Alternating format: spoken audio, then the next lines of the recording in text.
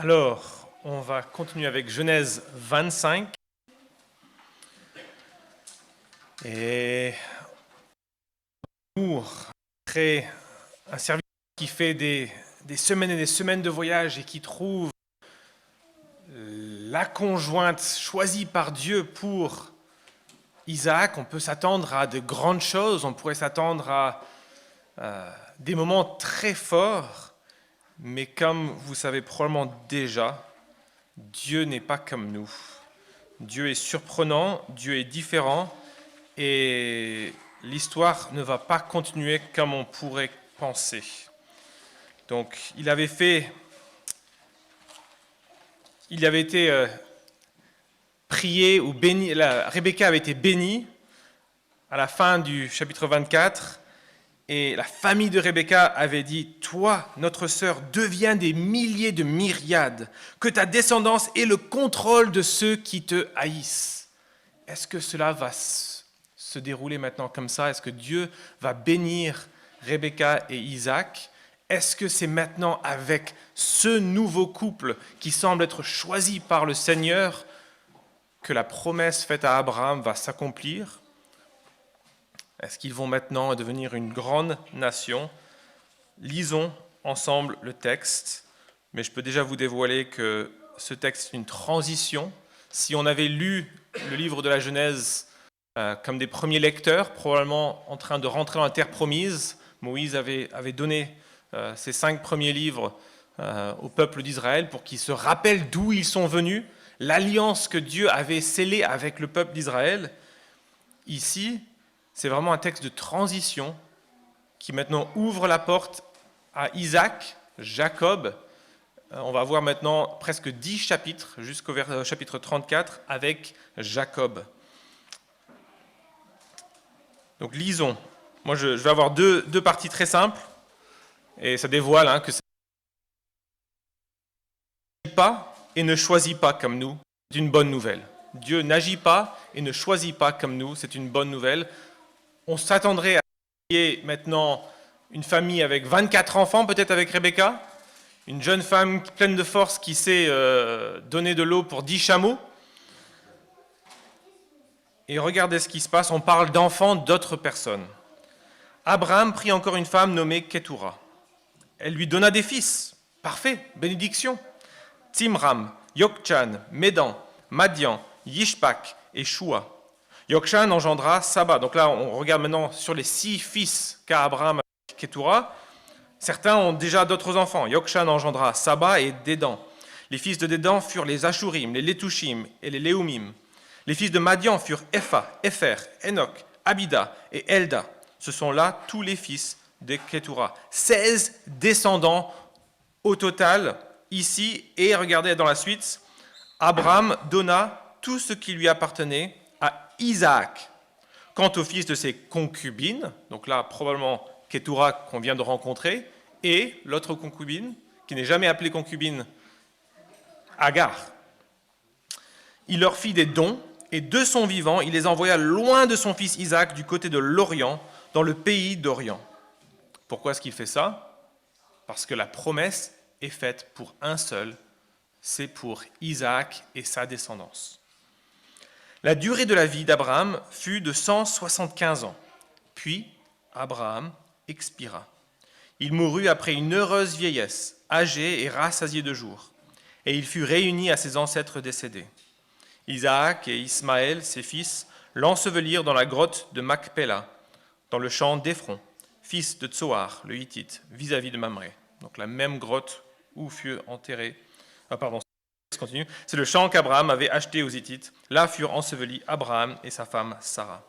Après la mort d'Abraham, écoutez bien, Dieu bénit son fils Isaac qui habitait près du puits de Laï-Roi.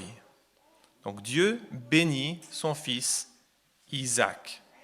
Nous, quand on pense à bénédiction, on associe plein de choses qui ne sont pas forcément fausses, mais Dieu n'agit pas comme nous, ne choisit pas comme nous, et c'est une bonne nouvelle.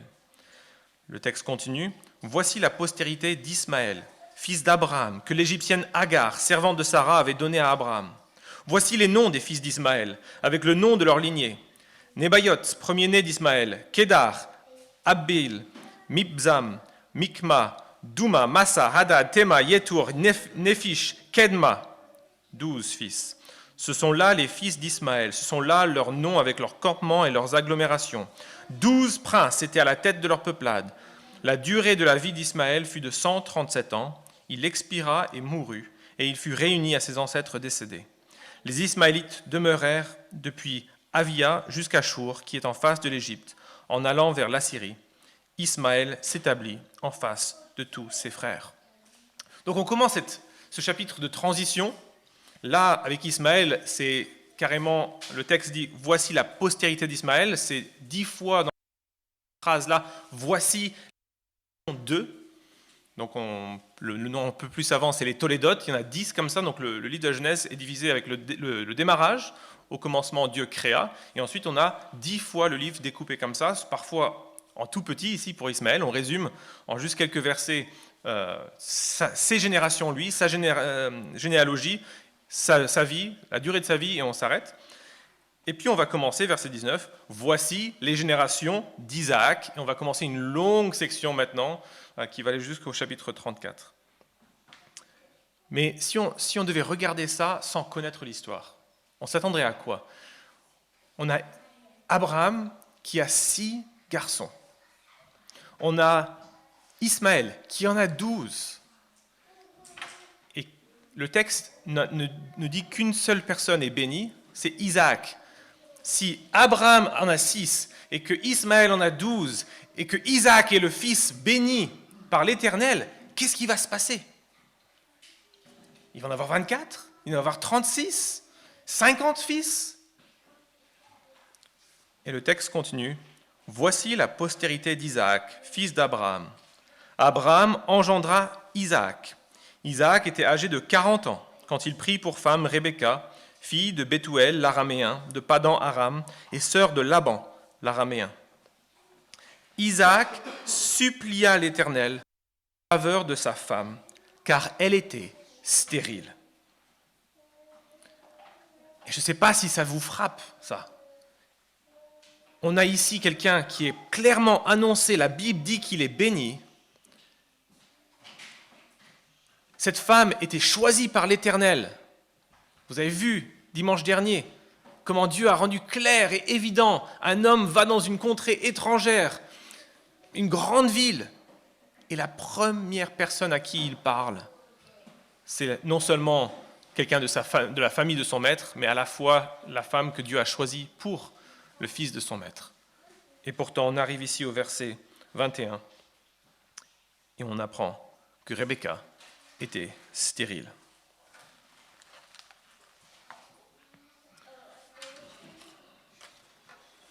Et ce n'est pas la première fois, on sait déjà que Sarah était stérile. Et pour ceux qui connaissent la suite, on sait que Rachel aussi, les 3 premières épouses, les 3 premières femmes qui sont les descendantes, les mamans de la postérité d'Israël, les 3 premières sont stériles. Et pourtant, Dieu est capable de diriger un serviteur pour aller en Irak trouver la personne de sa famille qui doit ramener comme épouse pour Isaac.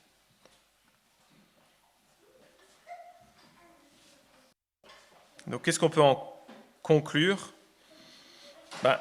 Humainement, comment est-ce qu'on peut accomplir une bénédiction, devenir des myriades et des myriades? Comment est-ce qu'on peut avoir les portes de nos ennemis? Comment est-ce qu'on peut être victorieux sur les forces adverses? À cette époque-là, il n'y avait qu'une seule solution, c'est avoir plein d'enfants et plein de garçons mâles. Donc qui est le plus fort dans cette histoire pour l'instant? C'est Ismaël. Ismaël vient avec une armée de 12 princes qui vont tous avoir des enfants très très forts. Et Isaac, on est dans un étonnement. Mais si c'est lui, l'héritier béni, sa femme est stérile. Et donc c'est le premier point, Dieu n'agit pas comme nous. Il y a plusieurs raisons pourquoi Dieu agit de cette manière. La première est dans le texte du verset 21. Isaac supplia l'Éternel en faveur de sa femme car elle était stérile. On l'a tous vécu, je pense, à différents moments. L'adversité, la souffrance, les choses qui ne se passent pas comme on voudrait, peuvent soit nous éloigner de Dieu, soit peuvent nous rapprocher de Dieu. Et ici, Isaac réagit de la bonne manière. Il supplie l'Éternel. Et le texte ici va droit au résultat et dit « L'Éternel entendit sa supplication, sa femme Rebecca devint enceinte. » Mais dans quelques versets, on va apprendre que la stérilité a duré 20 ans. 20 ans à prier l'Éternel pour que sa femme tombe enceinte. Et Dieu n'agit pas comme nous. Utiliser de la vie pour nous apprendre à dépendre de lui. Il n'a pas du tout la même chronologie que nous. Plus encore, aujourd'hui, nous, alors qu'on est disciples de Jésus, notre chronologie peut même être dans l'éternité. Il y a des promesses que Dieu nous fait d'un royaume où on va être sous le règne de Jésus. Ce n'est même pas de cette vie. Donc, la chronologie peut être encore plus longue. Et pourtant, Isaac, pendant 20 ans, il dépend de Dieu, il apprend à dépendre de lui. Et donc si le peuple d'Israël avait lu ce texte alors qu'ils étaient en train d'entrer dans la terre promise, ils auraient pensé à quoi? En voyant 20 ans d'attente pour un enfant, je pense qu'ils auraient pensé aux 40 ans qu'ils avaient passés dans le désert. 40 ans à tourner en rond, certes à cause de leur faute, à cause de leur péché, mais aussi pour qu'ils apprennent à dépendre de Dieu. Dieu n'agit pas comme nous. Dieu n'agit pas comme nous. Il utilise les difficultés pour solidifier ta foi et t'apprendre à marcher avec Dieu. Une autre raison pour que Dieu ne fait pas comme nous, ces difficultés, ces stérilités, on va dire systématiques de Sarah, Rebecca et Rachel, vont mettre le focus sur la promesse. Si Ismaël avait été l'héritier, là on aurait l'embarras du choix. Et ici, chaque fois qu'il y a un héritier important, Dieu nous fait languir, il nous fait attendre, pour qu'on se dise, mais qu'est-ce qui se passe? Est-ce qu'il va arriver? Où est l'héritier? Où est l'accomplissement de la promesse?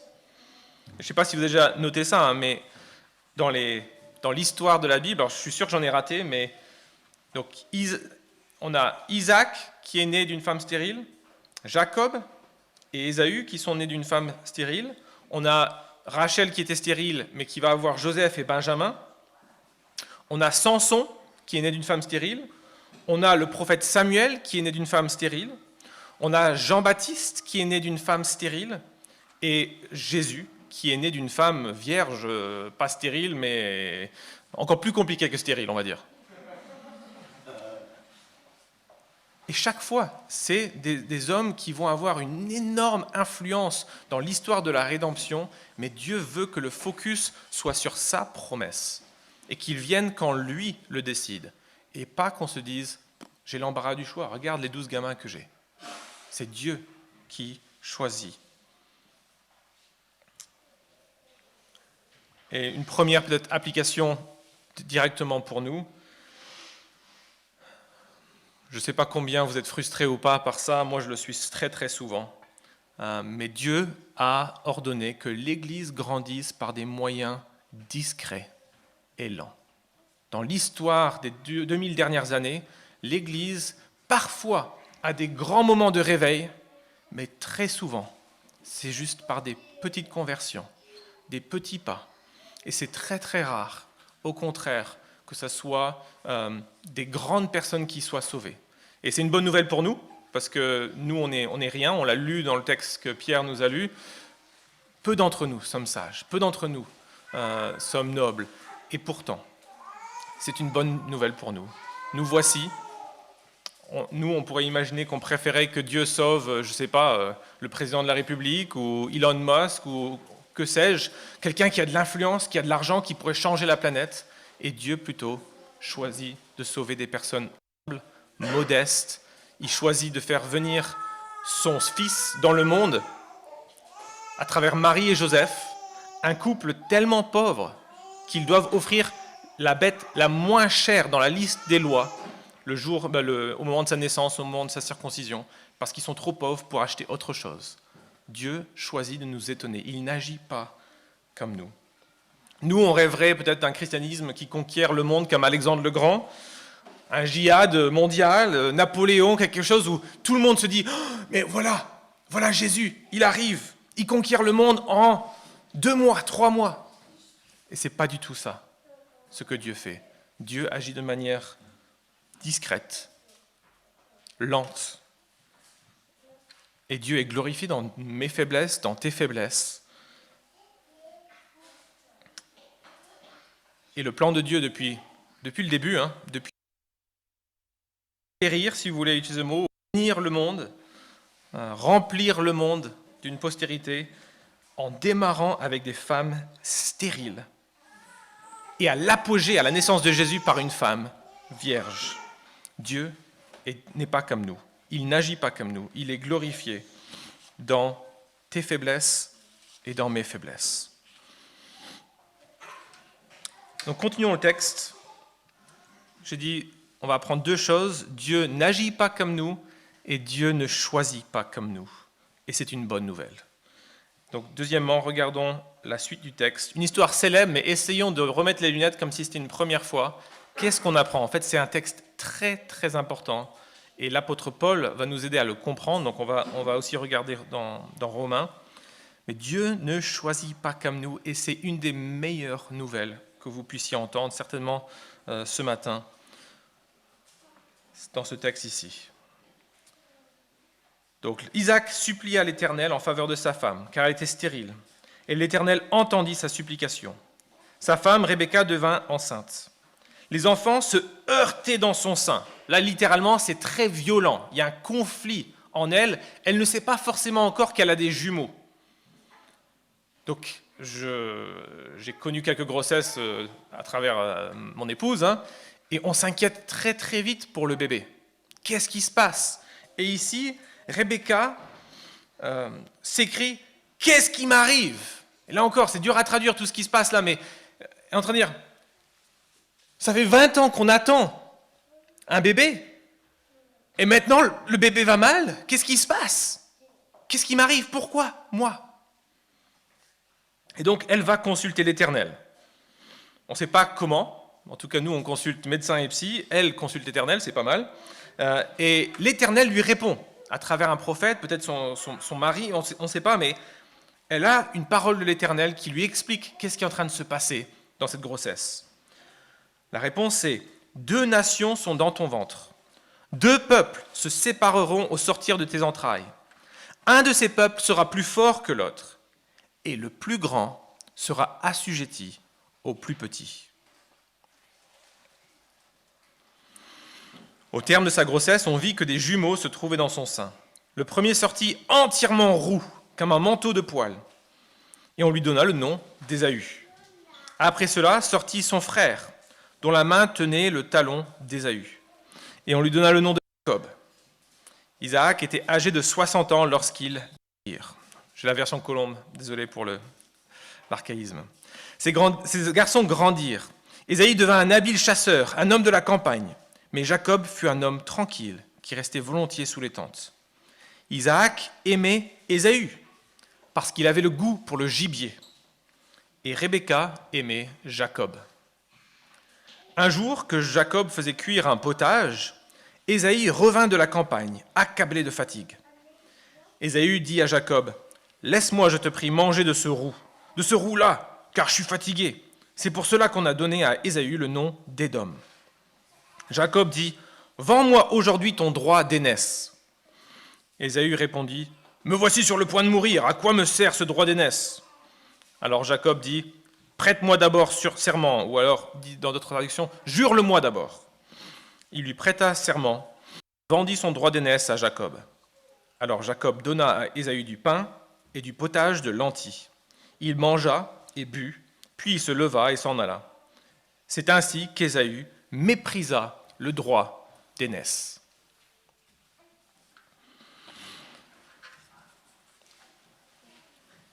Alors Dieu n'agit pas comme nous et il ne choisit pas comme nous.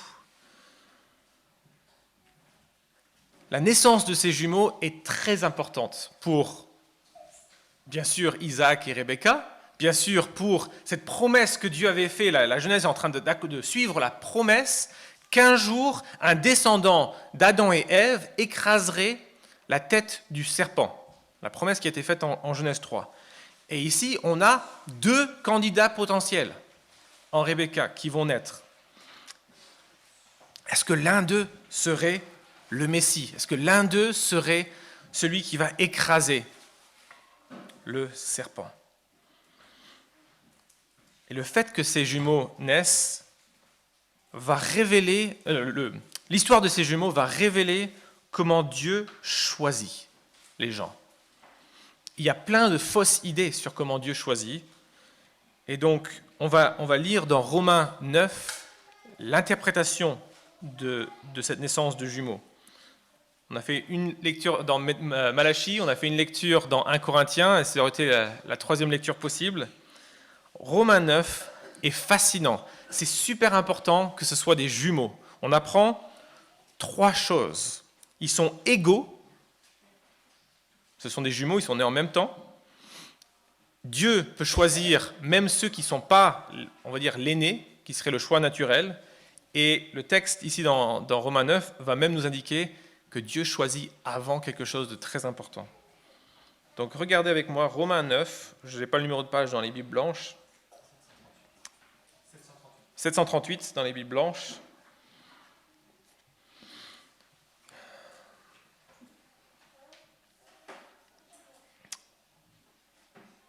Donc on va lire à partir du verset 7.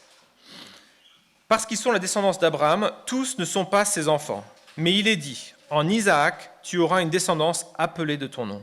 C'est-à-dire, ce ne sont pas les enfants de la chair qui sont enfants de Dieu, mais ce sont les enfants de la promesse qui sont comptés comme descendance. Voici en effet la parole de la promesse. À cette même époque, je viendrai et Sarah aura un fils. Bien plus, il en fut ainsi de Rebecca, qui conçut seulement d'Isaac, notre père. Car les enfants n'étaient pas encore nés, et ils n'avaient fait ni bien ni mal. Pourtant, afin que le dessein de Dieu demeure selon l'élection, qui dépend non des œuvres, mais de celui qui appelle, il fut dit à Rebecca, l'aîné sera asservi au plus jeune, selon qu'il est écrit, j'ai aimé Jacob et j'ai haï Ésaü. Donc là, on a à la fois Paul qui fait référence à notre texte et qui fait référence à Malachie 1 que Joanne nous a lu. Qu'est-ce qu'on apprend? Pourquoi c'est important, des jumeaux? Pourquoi est-ce que Dieu fait attendre 20 ans et ensuite il donne des jumeaux? C'est entre autres pour nous montrer comment il choisit. Et c'est une bonne nouvelle pour toi et pour moi, si on est ici ce matin. Le texte dit, donc, beaucoup de personnes, même parmi les évangéliques, ils pensent que Dieu choisit basé sur ce que la personne va faire dans le futur. Ah, la personne va me choisir, va croire en moi, et donc l'élection se baserait là-dessus. Ou alors, cette personne va faire le bien, et donc je vais la sauver maintenant. Et ce texte de Paul vient contredire ça. Ce n'est pas basé là-dessus. Parce que regardez le verset 11, « Car les enfants n'étaient pas encore nés, et ils n'avaient fait ni bien ni mal, pourtant, afin que le dessein de Dieu demeure selon l'élection, qui dépend non des œuvres, mais de celui qui appelle, il fut dit à Rebecca, l'aîné sera asservi au plus jeune. » On a ici une très bonne nouvelle pour nous tous. Dieu ne choisit pas en fonction de ton placement dans la famille. Il ne choisit pas en fonction de ce que tu feras dans l'avenir. Au contraire, il choisit et ensuite l'avenir est écrit. Mais d'abord, il choisit. Parce que le texte est noir sur blanc, vous me suivez ou pas? Avant qu'ils aient fait le moindre bien ou mal, on ne parle pas juste d'action, on parle de Dieu peut très bien voir ce qu'il ferait. Et bien sûr, il le voit. Mais le choix se fait avec des jumeaux avant la naissance des jumeaux pour montrer qu'il les choisit parce qu'il les choisit. Et pas en fonction de ce qu'ils feraient ou de ce qu'ils auraient pensé ou de ce qu'ils auraient pu faire.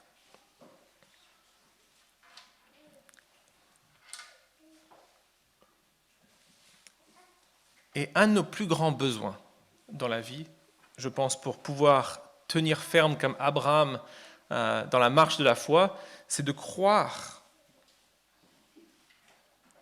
en l'amour de Dieu pour nous. Face aux souffrances de la vie, face aux choses complètement incompréhensibles. Cette semaine, on a appris une amie qui a perdu son frère, qui s'est suicidé. On a appris une autre amie qui a fait une tentative de suicide. Des familles sont dans le deuil, dans la tristesse. On entend plein de choses. Comment savoir que Dieu nous aime malgré ce qu'il permet? La doctrine ici, qui commence en Genèse 25 avec la naissance de ses jumeaux, c'est la doctrine de l'élection. Et c'est une excellente nouvelle. Le texte est compliqué en Malachie 1, mais Dieu est en train de dire à Israël, « Mais vous doutez de mon amour? Regardez comment je vous traite, alors que depuis des siècles, vous faites n'importe quoi. Je n'ai pas abandonné mon amour envers vous, parce que je vous ai choisi. » C'est ça, en résumé, Malachie 1. Je ne vous ai pas abandonné alors que j'ai détesté Ésaü. Ésaü n'a jamais eu une chance, je l'ai rejeté. Mais parce que je vous ai aimé, je ne vous abandonne jamais. Et si tu es ici, bien sûr, moi je ne connais pas les cœurs, seul Dieu connaît ton cœur, mais si tu es ici, c'est déjà un très bon signe que Dieu t'attire, que Dieu te veut, que Dieu est en train d'œuvrer dans ta vie, et que s'il a commencé en toi cette œuvre, il ne va pas s'arrêter. Il est au contrôle de ton histoire, il est au contrôle de ta vie, même si peut-être que maintenant, ou dans 10 ans, ou dans 20 ans, tu vas vivre des choses que tu ne comprends pas. Il a commencé, il terminera une bonne œuvre. Et s'il t'a choisi, ce n'est pas en fonction de ce que tu feras à l'avenir, ce n'est pas en fonction de ton pédigré, ce n'est pas en fonction de ton intelligence, ce n'est pas en fonction de quoi que ce soit, à part le fait qu'il t'a choisi et qu'il t'aime. Avant que tu sois né, avant qu'ils aient fait le moindre bien ou mal, Dieu a choisi Jacob et a détesté Ésaü.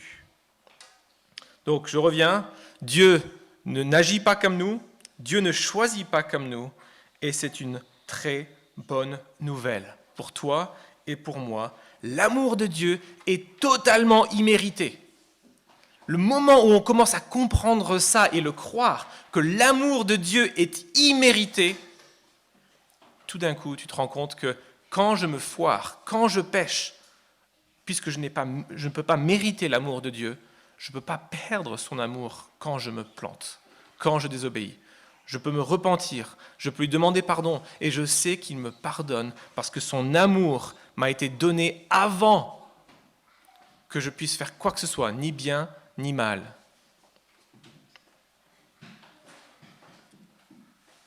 J'espère vraiment que ça peut rentrer dans nos cœurs de savoir et de le croire. Quand je pose des questions aux gens, comment est-ce que tu sais que Dieu va t'accepter au paradis, dans son royaume? Tous, nous y compris, je suis sûr qu'on a la tentation de quand même penser à ce qu'on fait. Mais la Bible est claire, le pardon est immérité. Son amour est immérité. Il le déverse parce qu'il nous a choisis et on devient ensuite ce qu'il veut de nous. On devient ensuite saint. On a envie de commencer à lui obéir, à le servir, à le faire connaître. Mais à aucun moment est-ce que toutes ces actions qu'on accomplirait après nous rend méritants, nous rend dignes de cet amour incroyable qu'il montre de manière complètement étonnante. Et peut-être la petite parenthèse avant de conclure qui est importante, vous avez remarqué que l'histoire quand même montre que Ésaü, c'est un peu un rustre. Le texte en français est beaucoup plus joli que l'hébreu. Hein. C'est vraiment, il vient pour son potage roux là. Hey, je suis en train de mourir de faim. Moi, on va avoir besoin de ça. Il est assez simplé. Et Jacob, par contre, on pourrait se dire, ah ouais, bah, s'il est choisi, il est bien. Bah non, en fait, le gars, il vend une soupe à son frère qui crève la dalle. Il est pas mieux. Alors le texte, ici, critique Ésaü. Ésaü méprisa le droit d'aînesse, mais la suite, on va voir que Jacob va être, par exemple, il va bien être arnaqué. L'arnaqueur se retrouvera arnaqué dans quelques chapitres. Ça va aller très très vite. Et donc le texte n'est pas en train ici de cautionner ou d'encourager ce que fait Jacob. C'est Dieu est souverain même sur nos péchés. Dieu est souverain sur nos personnalités. Mais ça n'excuse pas le comportement de l'un ou de l'autre. Et je voudrais quand même t'encourager. Par contre, il y a un endroit où Jacob est exemplaire, c'est qu'il voit l'intérêt du droit d'aînesse. Il voit l'intérêt de la bénédiction qu'il va vouloir voler à son frère dans 2 chapitres. Il voit l'intérêt. Il va lutter avec Dieu jusqu'à ce que Dieu le bénisse. Et ça, c'est quand même un exemple, moi, où j'ai souvent un flegmatisme ou une léthargie dans ma vie spirituelle. C'est quand même un bon exemple. Dieu est souverain, mais nous sommes aussi responsables. On ne peut pas juste dire, puisque Dieu est souverain, je vais juste faire la grâce méditée tous les jours, et le jour où Dieu me donne de manière surnaturelle envie de lire la Bible ou de lui parler, je vais le faire.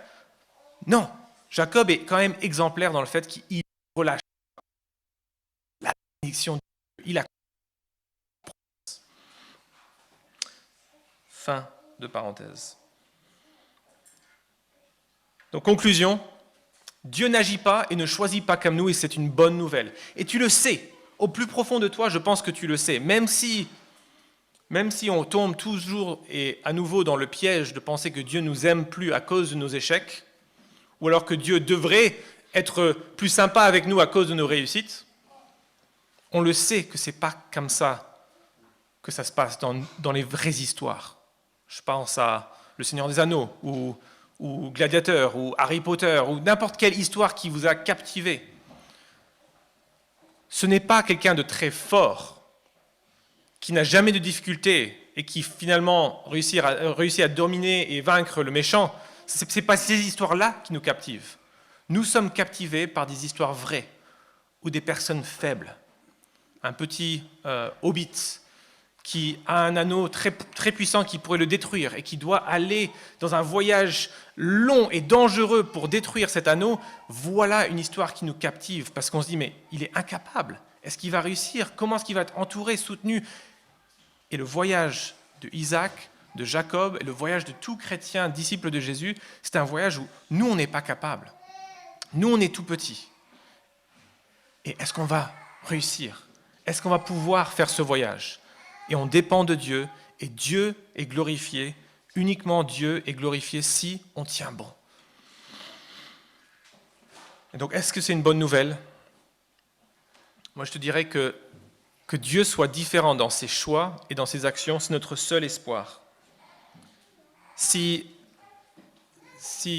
on était capable de gagner l'amour de Dieu par nos actions, on serait capable de le perdre par nos péchés. Et c'est sûr que tu l'aurais perdu, c'est sûr que je l'aurais perdu il y a longtemps. Donc l'histoire ici des jumeaux,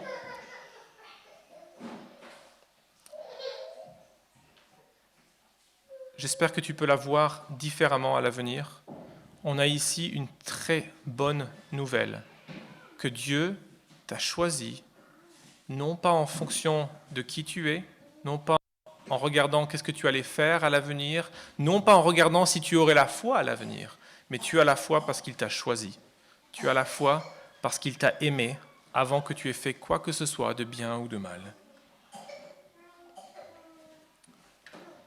Et peut-être si tu regardes la frise chronologique de ta vie, peut-être que tu vas vivre des choses très difficiles encore à l'avenir.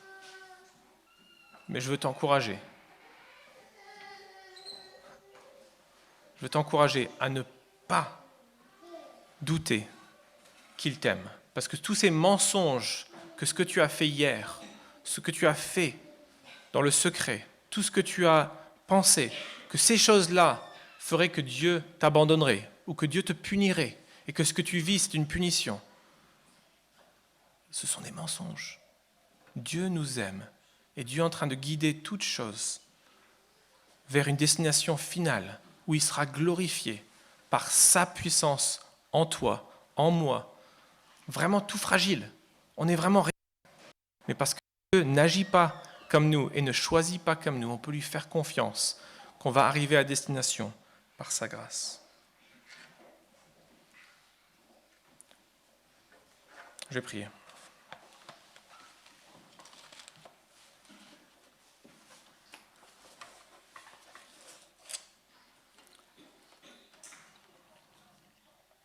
Seigneur, tu es tellement bon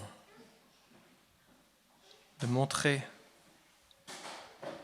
ce qui se passe dans le secret de ton être, de ton cœur, comment tu as choisi Jacob, cet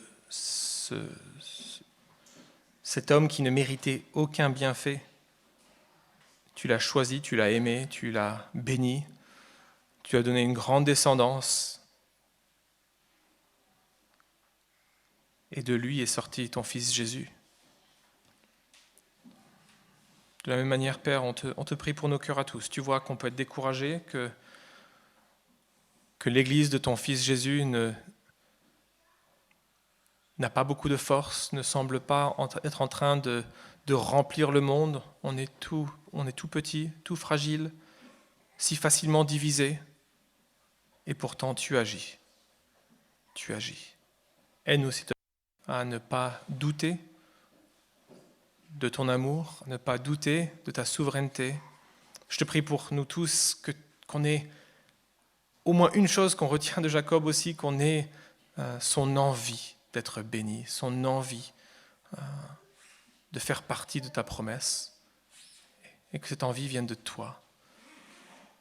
Aide-nous à jour après jour crier à toi, même si c'est pendant 20 ans. Et Père, on te demande tout ça au nom de Jésus, notre Sauveur, par qui on a accès à toi. Quel privilège. Amen.